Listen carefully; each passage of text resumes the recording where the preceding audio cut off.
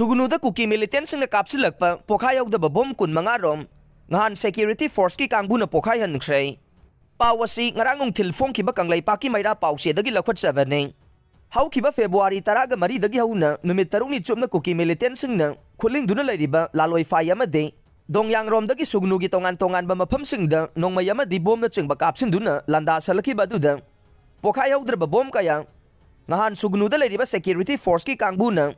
Bom expert kangbu galoy na asoy angam yaw na pokayan duna mangan kre haire. Pau siya sina sugnudagi fangba pau gi matungin na ding.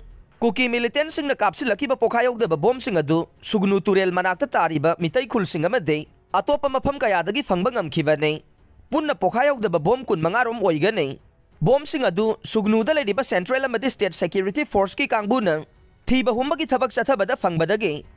Ngahan ayuk pung taraga matoy dagi nung tilpung ani fawbagi manungda pokayan duna mangan kivani haire.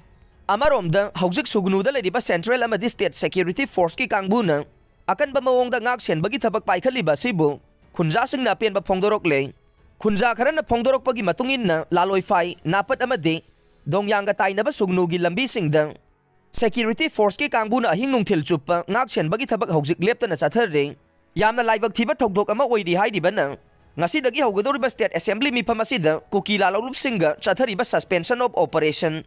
Sulauthok na bawafam Assembly da puthok tuna khanarak pa yai haibagi thajaba laibadagi.